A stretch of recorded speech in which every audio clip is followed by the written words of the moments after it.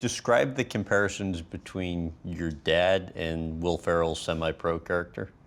They had the short shorts. My dad had the little bit of the fro going. I think it was a little bit more dramatized and semi-pro for Will Ferrell, but a lot of the same. The tight jersey, the chest hair, the almost knee high, a little bit farther than a little bit more than a quarter length sock with the stripes. And he, at the time they were wearing pretty much. I think the essential top of the line shoe was like a Chuck Taylor.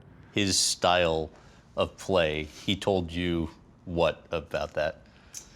Well, he was actually. It's funny because if he would have played in today's game, being 6'9", being a athletic 4 or 5 man, and being able to shoot the ball, that was one thing that he could really do, and that's who I got it from. The problem he had was in the summer times he traveled with the Beach Boys and my uncle, and Right. then he played for the LA Lakers. So like finding balance between the two, especially when rock and roll was at its peak in that generation, just right after the '60s, that I imagine must have been tough to find some semblance of balance there. What was he like as a coach?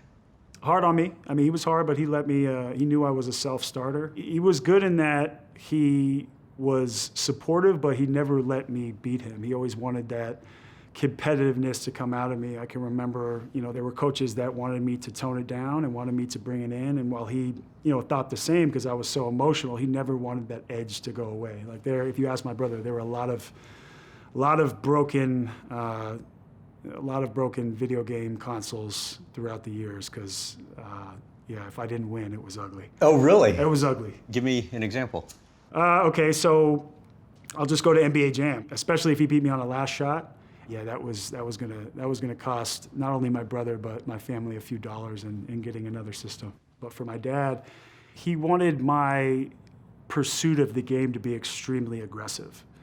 So anybody that got in the way of my goals, he was going to have a problem with. And sometimes to his detriment, sometimes to my detriment, but it was, more often than not coming from a good place. But for me, it was more,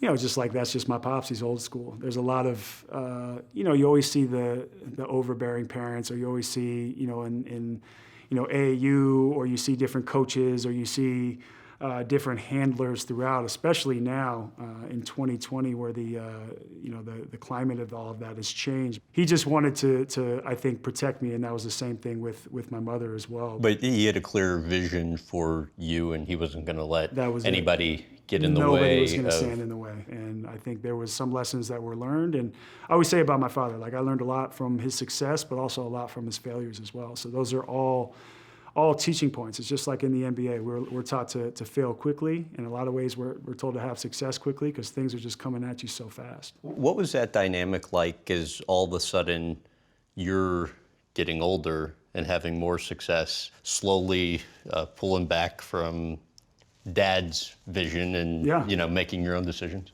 No, I think it's just part of the growth process. For me, it was just kind of removing myself from that bubble, if you will, and then just again learning from both my successes and failures as well. And I kept in a lot of mental health struggles, and really some of my best friends didn't even know. I don't even know if they knew. I remember having that first conversation with my brother, and he told me he felt like he could see it, but he just always kind of just kept me at a distance and left me alone. So that was something that I ended up growing with too, away from the floor. I had to really grow up and learn to, not only be a professional on the floor, but, really be, a grown man away from it as well. Really had to make tough decisions.